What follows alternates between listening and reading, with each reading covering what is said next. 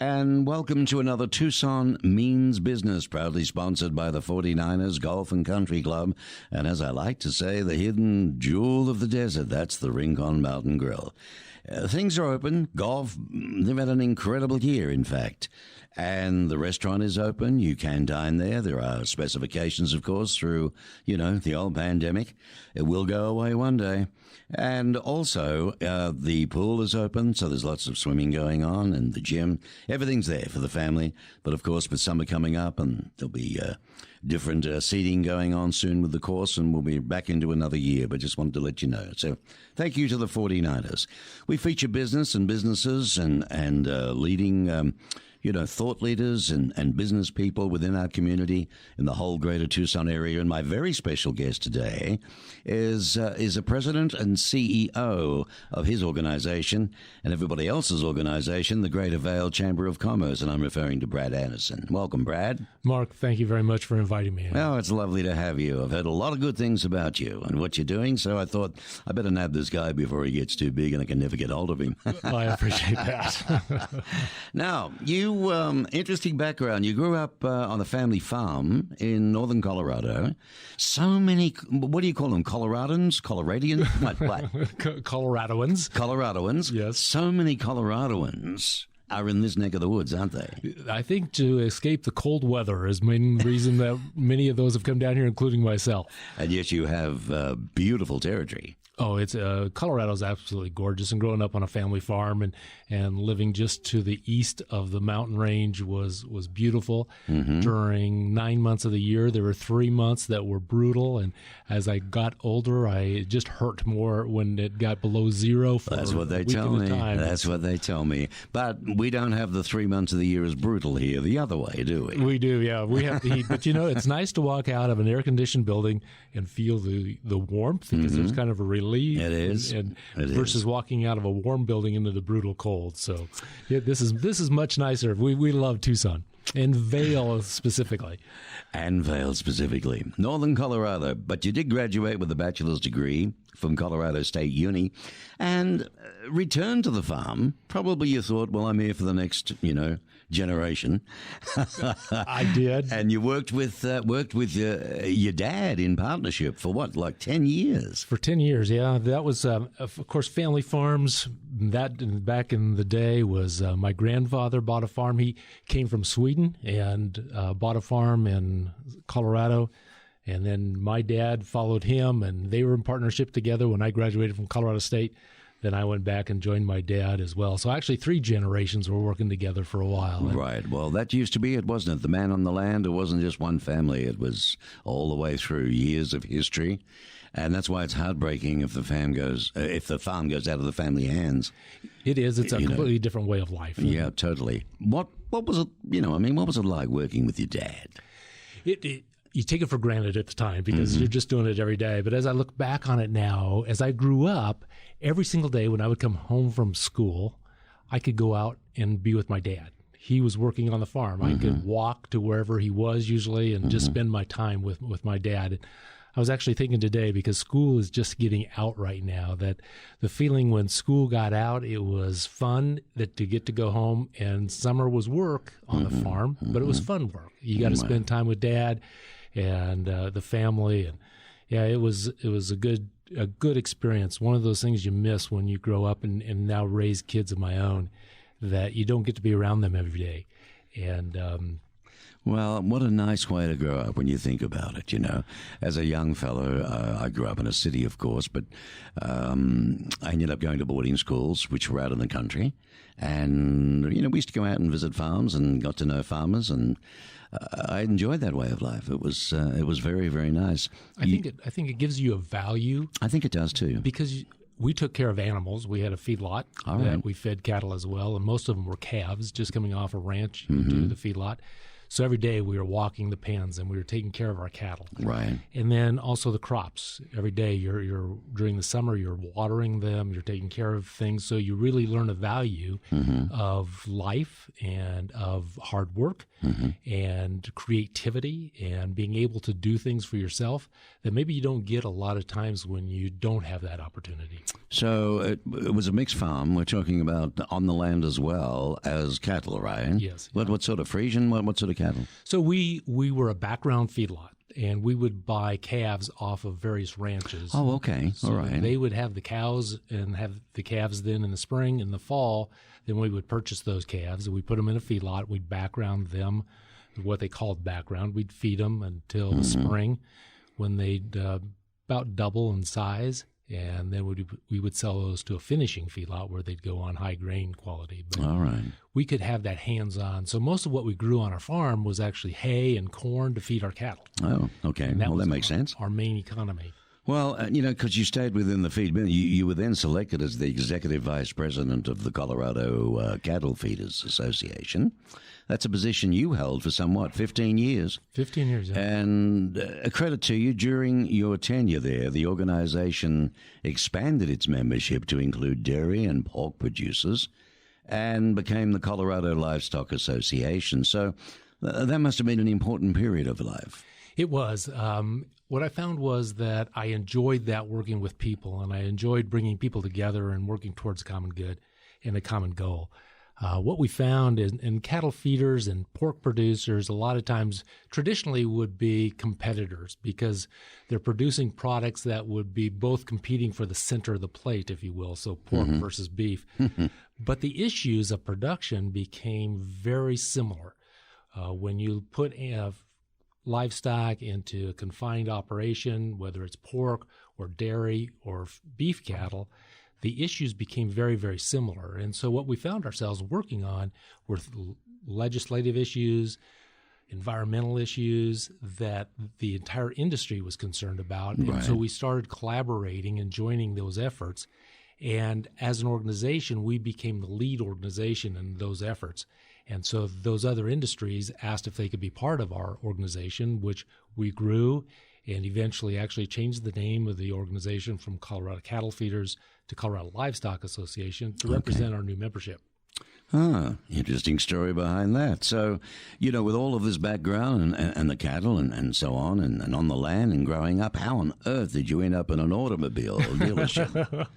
Well, it's one of those things. After 15 years in the association business, you start to see things over and over and over again. And I was ready for some new challenges. And one of our members was a owner of an auto dealership. And he came to me and he said, you'd make a great dealer. Would you be interested? And so I talked to him. It took about 2 years before I finally listened. And he said, I'll help you learn the business.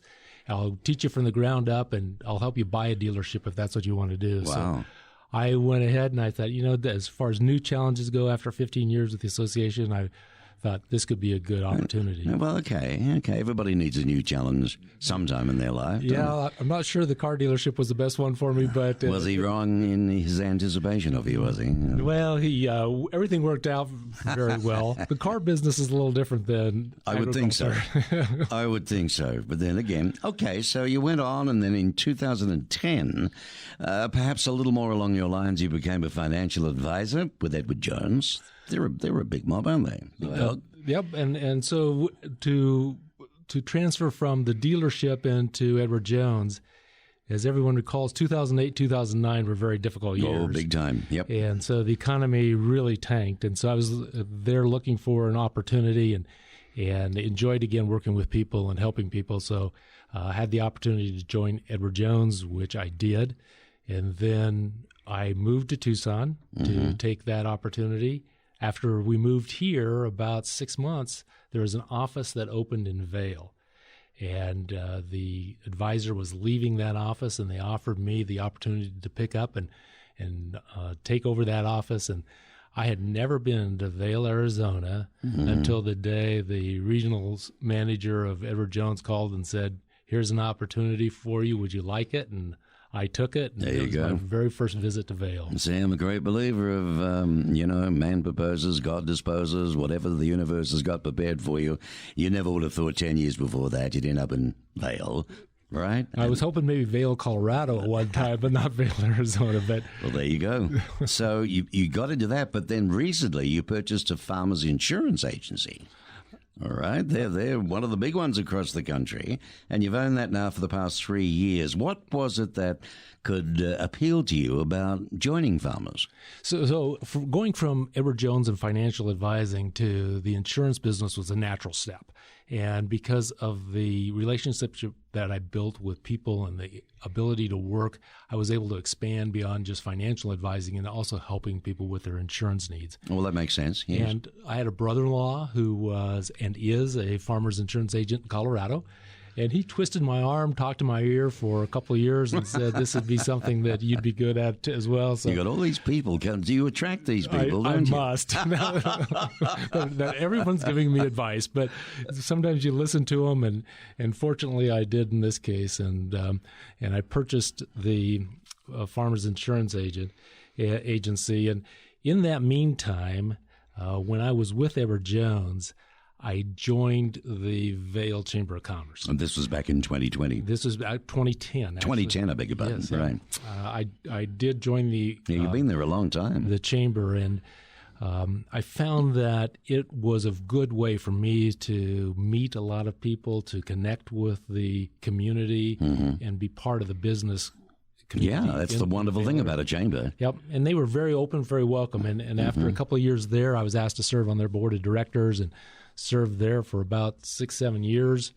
And during that time, and I did serve as the chair of the board at one point, and I developed this passion for the Vail community. And such a unique community. That community has an identity around the school district because it's one of the best school districts in the entire state of Arizona. I've heard that.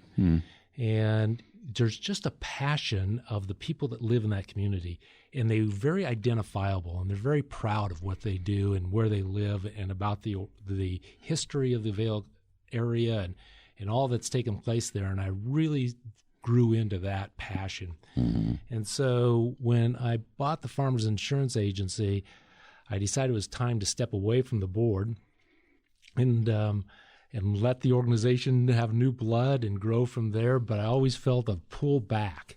And we had just hired a president CEO when I left, and he was doing a fantastic job.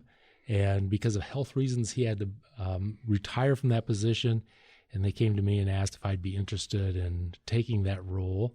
And obviously, with the Farmers Insurance Agency and this role, that was a tough balance. But we found a way to do both. Sort of a little joining made in heaven, if you ask me. Well, it's worked out very, very well. And that's good. Vail has some definite opportunities. In my research on you, you're known as, how do I say this, as a good advocate for business growth in the Vail area. You're very passionate about the area, and you hope. You are hoping, I believe, to help guide the chamber to perhaps playing a key role in influencing Vail's future and the outcome.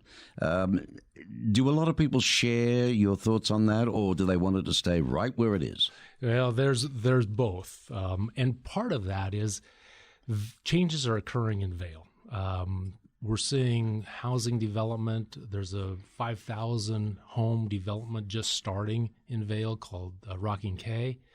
There are several other Sounds like a ranch. communities that, it's just huge. 5,000, right? 5,000 homes. That's what I heard the other day. And then there's another one huge and another one apparently down the road. There are. So it's going to be, a city of its own right. Well, as of now, it's part of the county, so it's not incorporated. No, it's not. Just a part of the county, but it's growing rapidly, and that's bringing a lot of challenges to the community in ways of transportation, infrastructure, whether it might be water, sewer, broadband internet, cell phone service, etc. And these all of those mean jobs. Yes, they do. And so the area is growing. A lot of vacant land and available land in the Vail area. So from a standpoint of saying I have a passion and wanting to be there. I see the challenges that are ahead of Vail, and I wanted to help Vail. And we've kind of taken this mantra that says, if Vail wants to be Vail, it needs to be Vail. And so that's one of those things that's driving me to say, how do I help? What can the chamber do to be an advocate for the community, to help have an impact and provide input and to bring various decision makers to the table so that the community has a stronger foundation and grows in a positive direction? Well, let's talk about the Greater Vail Area Chamber of Commerce, the good old GVACC, as it's known, which was apparently, that was founded on a simple idea. It was, yep. So the chamber began about 2008 or 9, and with the idea that they wanted to, one, have a networking group so that businesses could know each other, and it started there, but then had a larger idea of saying we need to be an advocate or a visionary for the community. And so those founding individuals that brought the original charter together for the chamber really saw the direction that the community was going, and they wanted to be a force in the community. So what I'm really hearing is that, the area, the community itself needed an organization beyond a networking club to be the eyes, ears, and the voice of the economic development in the Greater Vail area. I suppose this idea led to the creation of the current mission statement, Brad, influencing Vail's future to enhance growth opportunities and advance economic development in the Greater Vail area. Do you make that up or what? Well, no, actually, I was part of the board when that was made up, so to influence Vail's future. One of the things we've developed is a very close relationship with the Vail School District. And that is what, when people think of Vail, a lot of times they think of the school district. And Mr. Calvin Baker and Mr. John Caruth, both leaders of that district, have been very influential also within our chamber. And it was actually Mr. John Caruth, the current the superintendent of schools in Vail, that came up with the tagline that says, influencing Vail's future. Okay. Yes, you'd expect somebody with that educational connection to possibly be involved with coming up with that. You continue to become there's a lot of people who are strong advocates for the community by having a voice, and also for political issues that are impacting your area, supporting local businesses, creating events where the community can get closer to the business leaders who serve them. What's the biggest problem you've got in Vail? Oh, that's a great question. So right now, the hottest item on Vail and what's going forward is the potential of incorporation. And as I said before, Vail is a part of the county. It's not incorporated, but yet has a very strong identity. Now, I remember this a couple of years ago, wasn't there? There was the vote. There was it's been 7.5 years ago now. 7.5, was it? Yep. Stone the crows, time flies, I doesn't know it? It does so quickly. Anyway, but it was a no-no. It wasn't accepted. That's correct. It did lose by about 300 votes. Out of how many? What was the voting population? So at that time, voting was about 7,000 that voted in that election. Only 300. 300, and so it's close. And there's a lot of pros and cons. Well, that's what I wanted to ask you next. Okay, I wanted to delve into it to understand it better myself. Instead of the 300 Spartans that kept it out, kept them away from the wall. Why on earth wouldn't you incorporate then? Isn't it all goody things if you do? Mark, that's a great question too, because it is not all sweet and wonderful to incorporate. There are those con sides of it as well as the pro sides of it. Mm-hmm. And one of the things we're doing as a chamber is we are trying to find out what are all the pluses and what are all the minuses. And to say, is there an underlying need or benefit of incorporation? We can look and say that incorporation will allow Vail to design its own future and to set whether it's housing styles or business styles or zoning areas, those types of things in coordination with the county. But those are the benefits. But the other side of it is it costs money to run a county or a city. And there needs to be, when a area becomes incorporated, it has to take over the police protection of the area. It needs to take over the maintenance and of all the roads. And so there are costs associated with that. And a lot of people live in Vail because they don't want to be Tucson.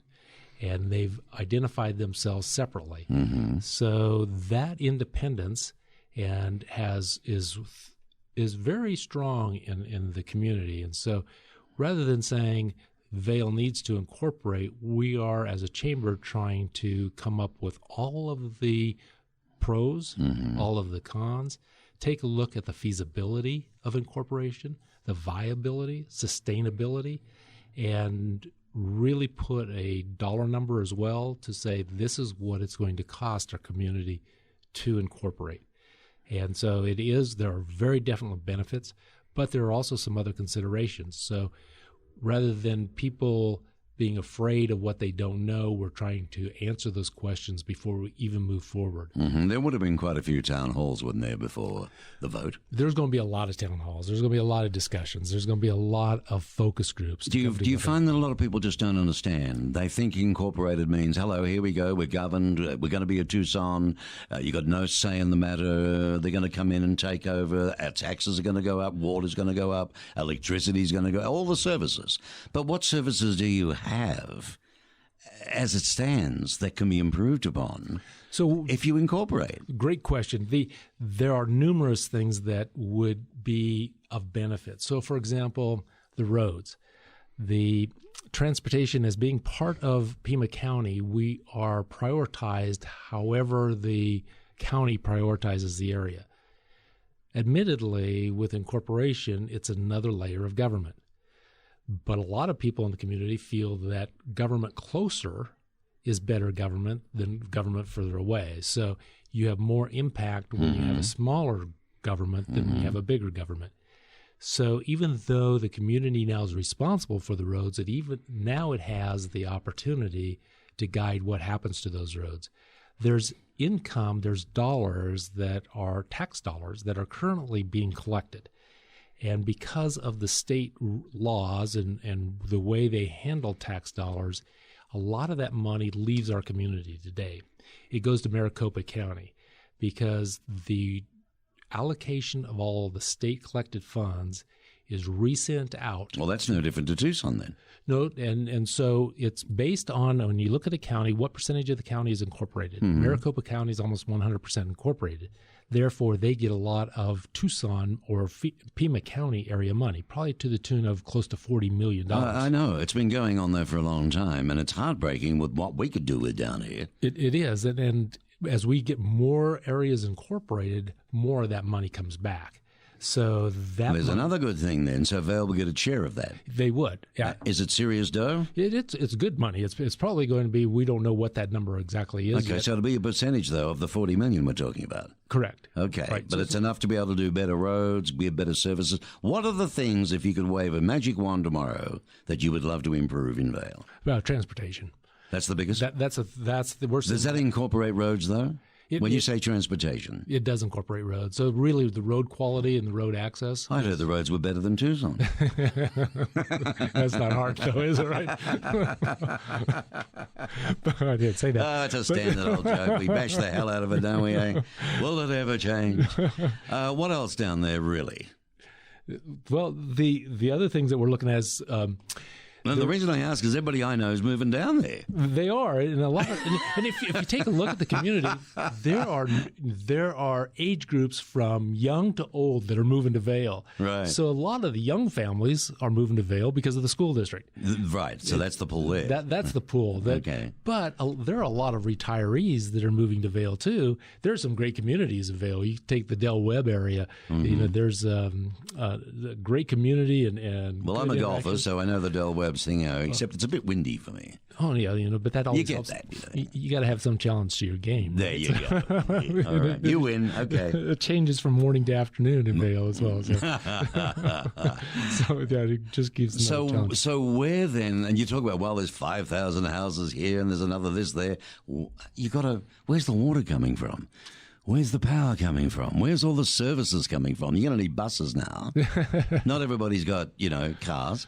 Right. That's always the poor elderly that are left out in a case like this. So those are good comments too, because that's one of those things that as a community you can go and negotiate with other transportation companies to come into your area. Right. It's difficult to do that when you don't have an organized voice that's trying to advocate for those services.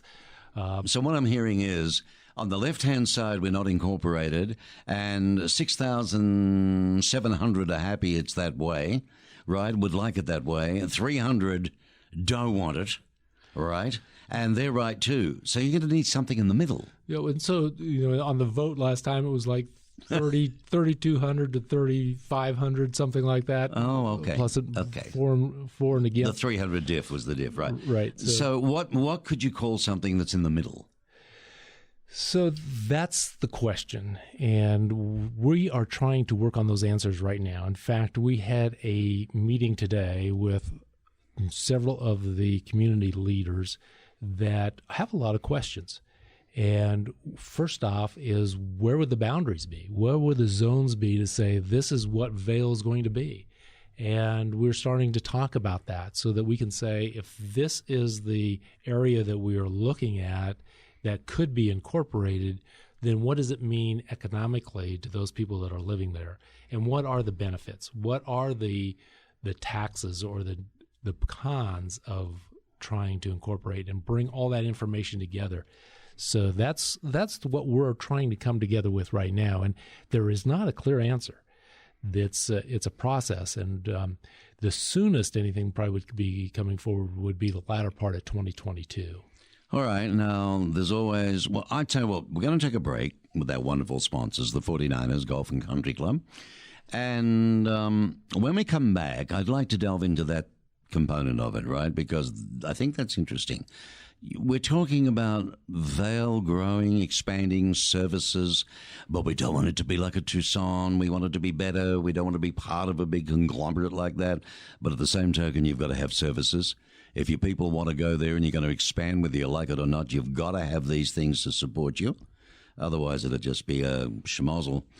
The 49ers, ladies and gentlemen, they're on Tanque Verde. About 12,000 is the address. You can't go wrong. Past the school, the Emily Gray School on the right-hand side. And locals know it, but visitors don't. And this show goes all over the place. In fact, all around the globe. I've had interesting emails from, you'd be surprised where. But at the end of the day, it's, the course is in its best shape right now because it's getting ready for the new season and so on. But the Rincon Grill is open. And the swimming is open, the gym is open, and it's still a marvelous place to be. And when we get back from the pandemic, it'll be fantastic again. And I'd like you to hear this word from the 49ers.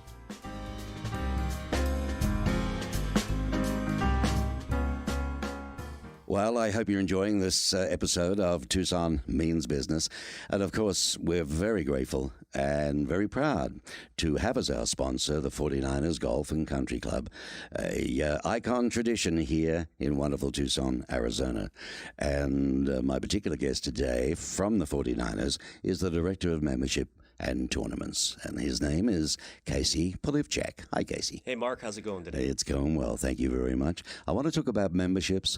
A lot of talk about golf clubs going down and people not playing again, and we're increasing. What's happening there? The club over the last 7 years has just really made a nice big increase in membership. It's been steady, but if you look at our numbers, year over year, we're definitely on the climb. Is there anything specific that you can point the finger at for that, do you think? Yes, absolutely. We've got a new owner, and he came in and he's just revitalized the club. The club was on the verge of going bankrupt or closing when the new owner stepped in, and he's just continued to invest in the club, the facilities, the golf course, the restaurant, and he's just been a blessing for the neighborhood, the community. but definitely the members of 49er Country Club. Well, it's quite unique. It's a beautiful course with trees everywhere for shade. And of course, a lot of people think in the desert. I mean, this particular show goes all over the place, so you never know who's going to hear it, or which country for that matter. But should they be visiting Arizona, and I've heard a lot about the 49ers Golf and Country Club. It's easy to find. It's on Tanque Verde Road, heading east out of town. Anybody can point that way.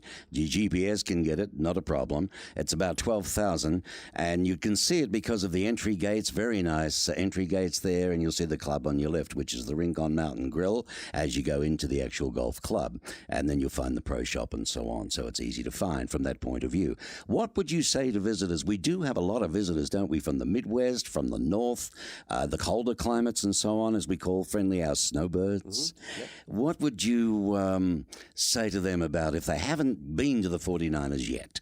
Okay. So 49er, I would liken it to a Midwestern-style golf course because of the tree-lined fairways.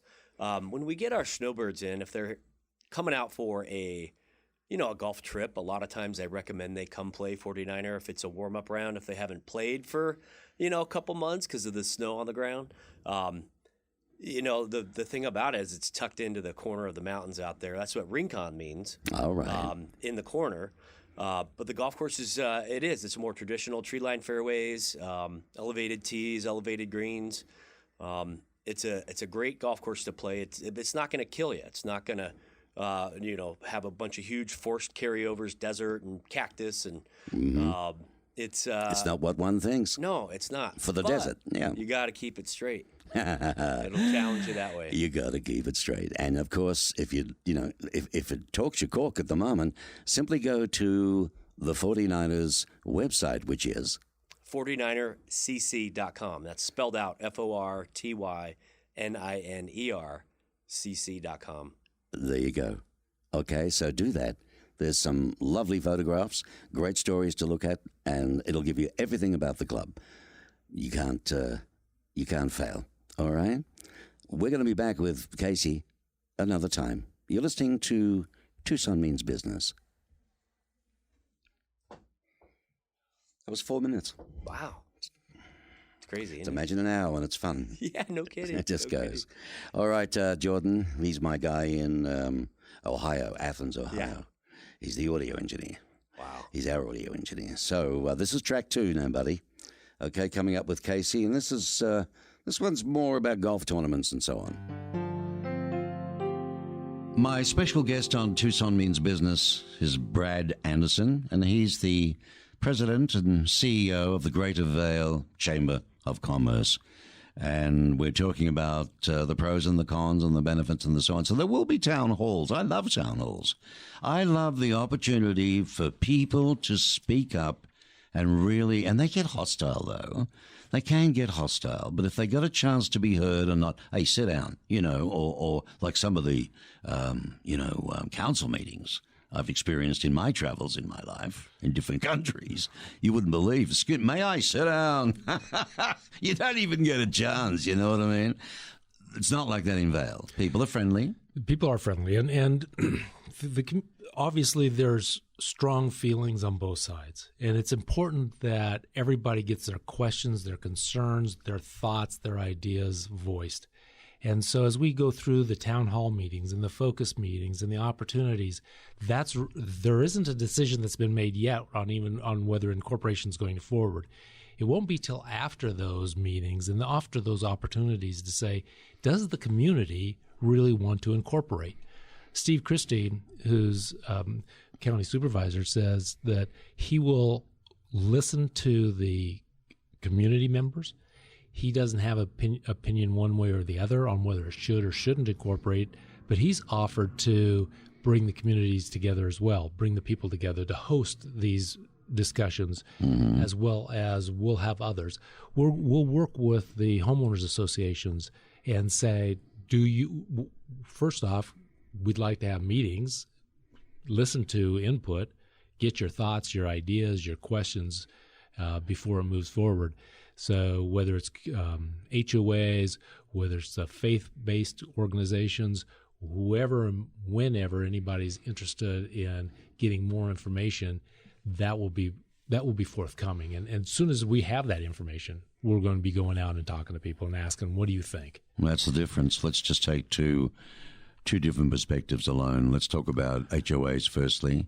The fear of God goes into you. Oh, I can see it going through the roof. We incorporate. We're going to have this. We're going to have that. I can't afford for it to go much more. On the right-hand side of things, we're talking about, having more businesses, more things that people want, restaurants, dancing, nightclubs. Then you get those that say, well, now we're going to attract more riffraff. We're going to have this. We're going to have that. You can never please everybody. But do people really understand? I mean, what do you hand out as a chamber? What are you involved with printing questions and answers type things for people? For those 3,000 that didn't want it, they must be pretty adamant about why. They must have their solid reasons. But then you get the 3,000 that do. What do they understand that the first 3,000 didn't? Well, I think a lot of people moved to Vail for various reasons, and so they came into the community with different ideas. And people have been there for different amounts of time too. So those people who have been in Vail for quite some time have a very strong opinion about their community and what it should look like, and that they live there because of it being a rural area. And now you have people moving in because housing's there, and affordable housing. The thing that we're seeing is that we're hearing a lot of comments about transportation. Obviously, we talked about that, about road construction, and it's known as the town between the tracks, right? So that it is a area that the trains have an impact on the transportation. And you might try to go through town, and it may take an extra 15, 20 minutes just because of trains going through. So the transportation includes the routing through, under, over, around some of these trains issues as It's well. a real country town when you look at that. It is. There's a lot of that in Australia, you know. And the outback. Or you can even stop for a 3-mile-long cane train, if you like, up in Queensland. You know, and you get out and have a barbecue while the thing goes by before you can pass.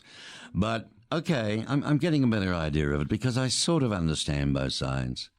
You know, I mean, the fear. Listen, when I first came here, 25 years ago, because my wife's a Tucsonan, and I used to call them Tucsonians. You soon learn that one. I got a whack across the hand. Then we went away and we worked in islands in Australia and New Zealand, different things. And we've been back the last 8 years now, would be. And, you know, as an outsider to Tucson and not growing up here, like a lot of people, we're blow-in, so to speak.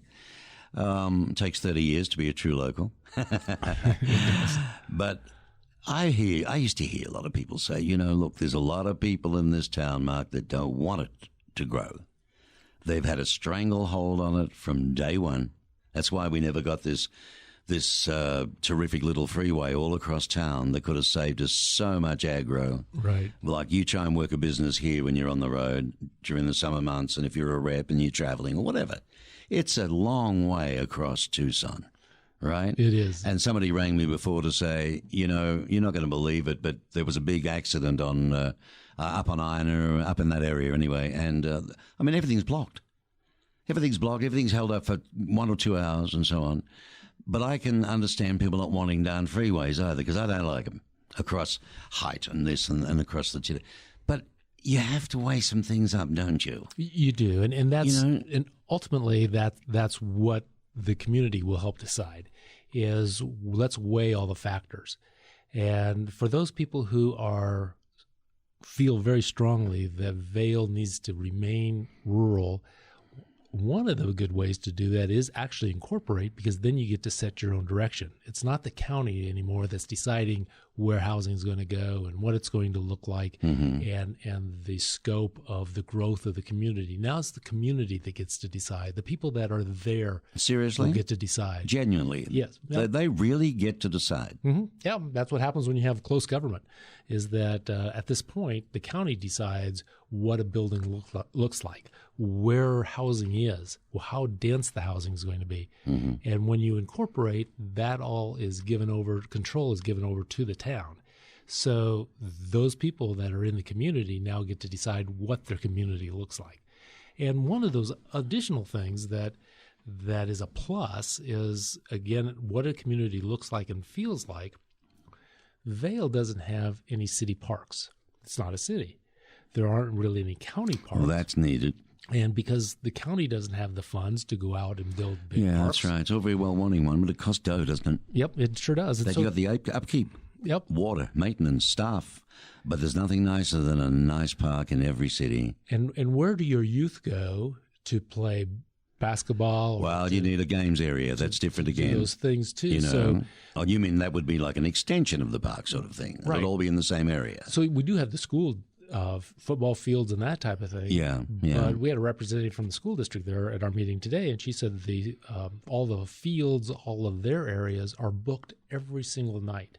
So there aren't opportunities for sporting groups, football clubs, those types of things to use facilities. So that's another thing that if it's important to the community, and that's the big if, that if they want to have those services, those amenities within their community, then they can do that.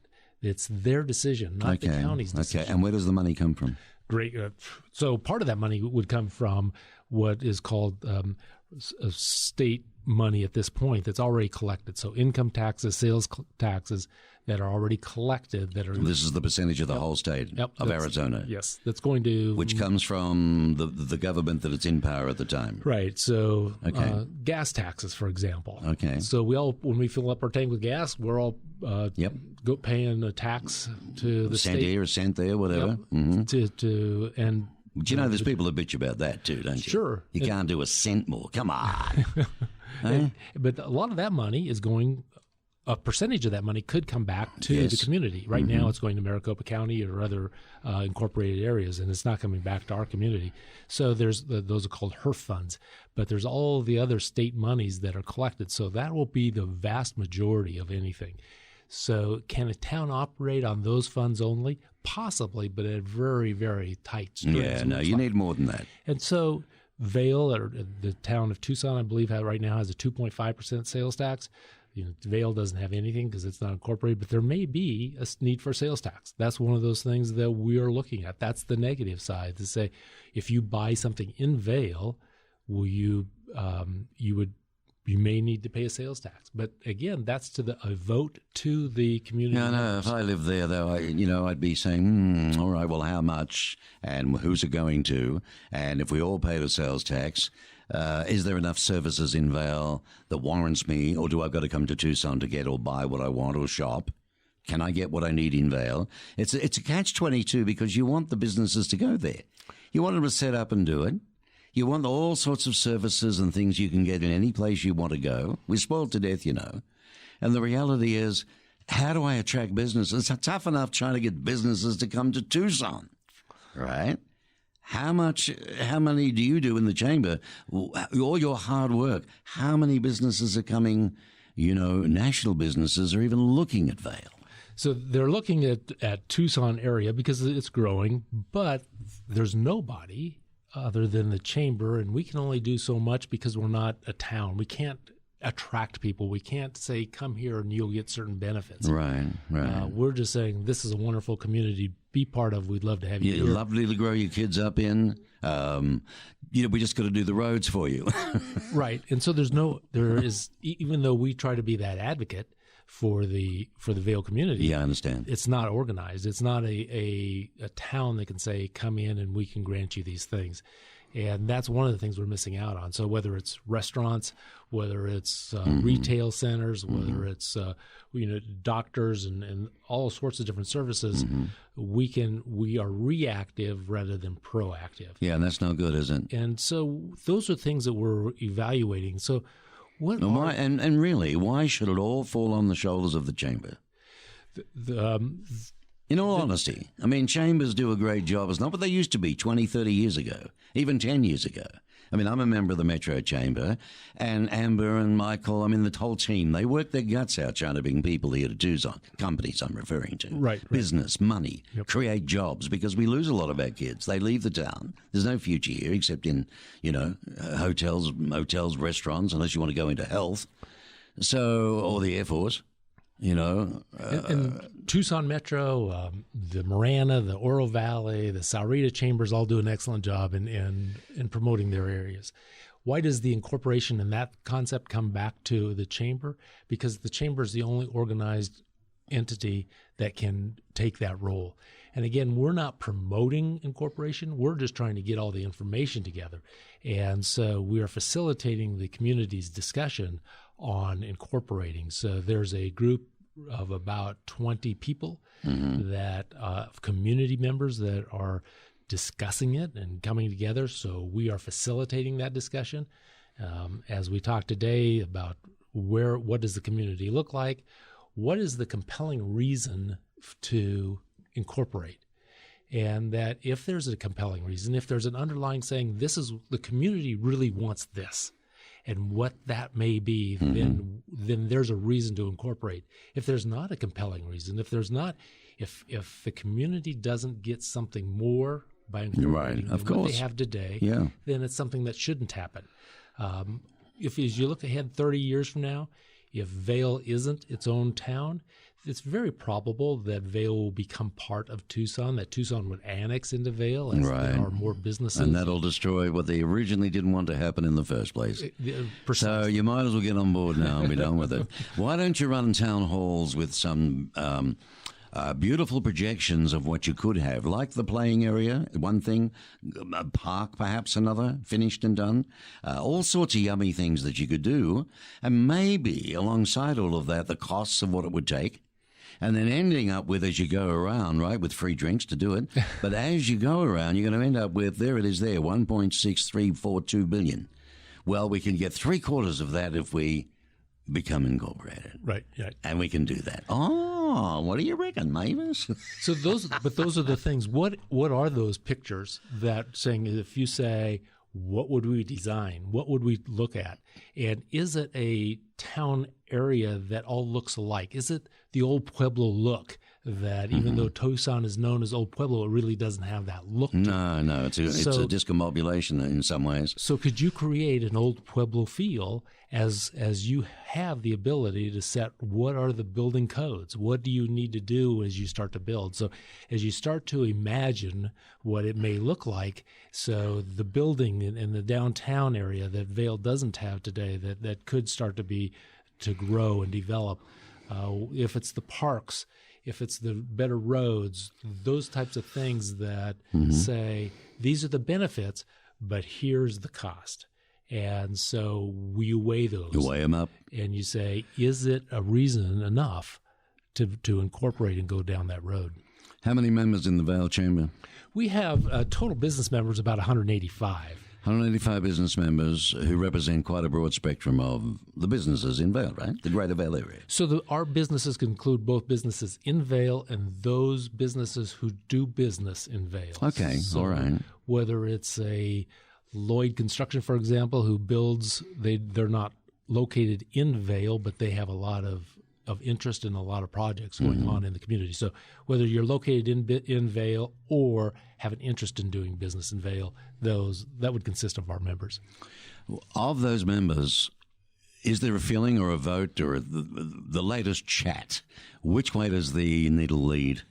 So of those members, I think it's pretty strongly that Vail would incorporate, just because of the known regulations, the known requirements of doing business in Vail, and that if Vail incorporates, and then the growth of Vail and the business side of Vail would be able to be a stronger community in that area. Well, there's no doubt Vail is seeing incredible growth. We've talked about the role of the chamber that you're playing and driving. Look, post-pandemic, nearly, we've still got a bit to go yet. I can't believe what's happening in Australia right now. It's turned right around, 180. And see, because they didn't wear masks and they didn't have to do certain things, boom, now it's come out again. Anyway, that's a debatable thing. Going forward, 2021, what are your goals? If you let's wave the magic wand. What's young Brad going to achieve in the remainder of this year? So the two things. One is we really want to start this dialogue with the incorporation. The other thing is key to me is to help the chamber become very financially stable, and that we are bringing together the larger, all the businesses we can, whether they're large or small or family owned, whether you do business in your home or you do have a big building that you do build business out of. We want to bring people together. And one of the ways that we are working towards that is we've developed what's called our Chairman's Council membership, which is some of those larger companies that have the funds that they can contribute so that it gives the chamber the strength, the political strength, and the advocacy to make some changes. So obviously we live in a time where various representatives, whether they are state, county, local officials, have an influence on what we do.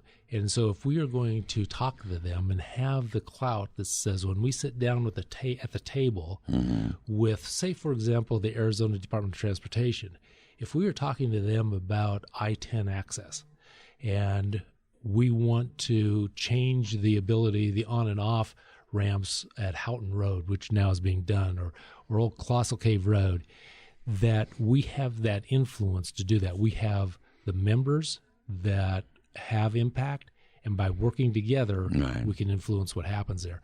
One of the key things right now too is cell phone service. A lot of Vail is in the marginal area of cell phone service, and if you drive through there, a lot of times you may lose your cell phone connection if you're on the phone. But we're trying to advocate that various carriers bring in additional cell towers into Vail, and that's a tough Oh, that'd be a tough one. You know, where are you going to position them? What are they going to block out as views? What about the so-called radiation off the mall and this and that? I mean, there's so much involved. I mean, you wonder why people want to get out of everything and just live peacefully. You might as well have lanterns with no electricity, have your own water supply. And what you should do in Vail, you know what they've done in Queensland, is you can't build a brand new home without putting a water tank in it. Right? Now, that's smart. They have heavy tropical rains in a period of the year, right? What happens when there's a drought? You know, I mean, you've got all this extra water instead of paying for town water. And water's going to get, personally, maybe I'm nuts, but I think water's going to become more expensive than oil in the southern Arizona. You know, growing up in a farm community in Colorado, where we had an irrigated farm ground, water was our life. There you go. And access to water. And so I'm very cognizant of water concerns and the scarcity that we're going to have. We live in a fantastic area. You know, the weather's nice, except for maybe a few months out of the year when we get super hot. But as far as all the environment that we have here, we don't have to worry about tornadoes or hurricanes or earthquakes. And a lot of those we're very fortunate that way. We are. And our biggest limitation is water or rainfall. Which you could be strangled out with, though, if you're not careful. You've got to plan for it. You do. And this area, if you don't plan, is short term. It's not sustainable. So that's a major concern, especially as we're going through this drought that we're seeing right now. Water usage is of utmost concern. People coming here, you know, California, they're getting $1.5 million for a bungalow, 2-bedroom thing, nice home here in our area, buy a new car, maybe something, set of golf clubs if you like, and start living life. Good on you, half your luck. You're entitled to. But I got kids.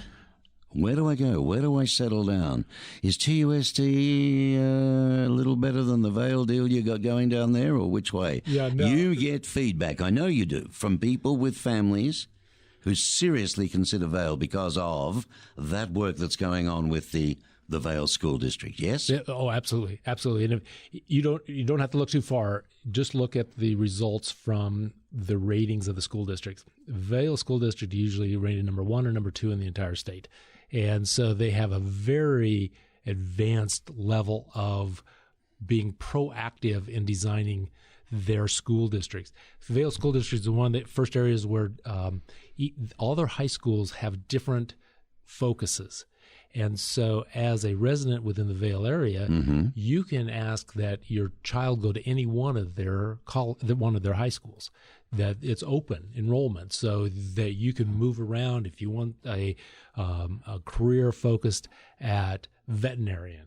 That's a bit of a novel idea, isn't it? They have those focuses now. So almost like a college that says you can start to focus if you have an idea what interests you, that your student, your youth can go to a school that helps those types of things. Maybe it's auto repair. Yeah, like a trade maybe. I don't want to be a lawyer, a doctor, Right. the traditional 4 year, or longer. I'd like to go into a trade, and I'd like to, think about now, perhaps, while I'm at school, while I'm young. In the Vail School District, and they've been on the forefront of that change to say it's not the traditional old It's very school format. It's very adaptive and very focused, and you can take a general education if you want to go on to a university or some secondary school. But they also have other opportunities, whether it's the trades, whether it's whatever career you may want to go into. They've been very, very groundbreaking in that direction. They also have opened their schools to various different methods and modes of education. COVID has put the entire district at a reevaluation of what education looks like going forward. Are people going to want to take more classes at home than what they do? Again, that's the way the university has taken. Yeah, it's been bad. I just want to, out of left field, I'm going to ask you this, what your version is. I'm starting to, everybody's sick of COVID, everybody's sick of the pandemic and sick of wearing masks and just what it's done to us of non-communication, non-mixing, non-sharing, and then we feel so bad for all those that have left us because of it, But I tell you what, Brad, that makes me a little hot under the collar. It's these companies taking advantage of it. Now, what I mean by that is all of a sudden maybe it's really belonging to the service area. If I don't have as many staff and therefore as many holidays and therefore as many extra payments I've got to make, right, and I work them at home and I can cut back a little bit, you're not going to get the service that we're used to and what we pay for. Right. And we're going without now by some of the biggest companies on this planet and in America, starting from A to Z, without naming any of them, that I have personally, and my friends have too, they've said to me, it's disgusting, the service that is going on at the moment, and it's all blamed on the pandemic. I mean, there's a lot of people going back to work. There's a lot of people doing stuff. But when you've got massive money and massive budgets and you're a big company, there's no excuse to run one person that might take you one day to get a phone call back or something else when they could have a whole room full. Right. They could afford that. And even if they are working from home, well, they're not paying holiday pay. They're not paying medical. They're not paying what else? So, you know what I mean? We can't let it go back that way. No, absolutely not. And COVID is bringing about a change in business and formats in a lot of different ways. And I think that as a purchaser of services or of goods, that to me, the value comes back to service. And I'll bridge over to where I am as insurance as well, is that as an agent, that's my role. As an agent of insurance, if you have a concern about your coverage, whether you need to make a claim, that's the role of your agent. And that's where we're trying to focus to say, we are going to service you, because you can go get some insurance cheaper elsewhere, admittedly. There are other companies out there that all they're focused on is volume. But when it comes down to making a claim and to have that service levels, that's where you're going to pay a little extra, but you get it when you need it. Well, there's an old saying, Brad, you pay for what you get. Yeah, absolutely. And farmers, a marvelous company, but they are not the cheapest. And they don't try to be. But I tell you what, the service is amazing. Then that's what we try to do. And so I don't mind paying a little bit extra for that. And too, that financially it's strong enough that if you do have a major claim, it's going to be there to help pay you. Yeah, that's the other thing. And you've got an advocate on your side, because it's not easy to navigate through a lot of these different services, whether it's insurance or other things too. Even IT, a lot of times it's very difficult for someone that isn't IT literate to the degree other people are. Oh, tell me about it. You struggle with it. And what is nice is when you actually get to talk to somebody and find out and have somebody help you through it. And that's the service level. And I agree with you, is that service is key, that any business that's going to survive long term needs to have that service of their product, of their service, whatever it may be, in order to and it's not always the bottom line. We are here, and we've talked about it, as we are here to help each other through life. We have our challenges, we have each and every day, and as we can help other people achieve their needs and their desires, that's our role here. And as individuals, and that's a little philosophical for me. No, it's very good. It reminds me of a fellow. I just got a mental block at the moment with his name, but he was a wonderful motivator and speaker. And he was aligned with Herbalife International for many, many years. But that was his, you get what you want by helping people getting what they want. Absolutely. And people listening would know who I'm referring to. But so there we go. Brad Anderson, he's president and CEO of the Greater Vail Chamber of Commerce. There's some exciting things happening down there, my friend. I keep saying down there. Is that the right terminology? Should I say up there? If you're looking at a map, it's probably down there because we're on the south side of Tucson. So the southeast. How about a high-speed train down there, down to Vale? About 10 minutes. How about that? That'd be perfect. Vale is a great little community, and so many positive things happening in the area. And it's fun to watch it grow. Yeah. It's fun to be part of, something's growing and sprouting. And sure. If you have a plant that you're cultivating and the plant's growing and it's green and it's luscious. It's lovely. It's great to look at versus if it's wilting.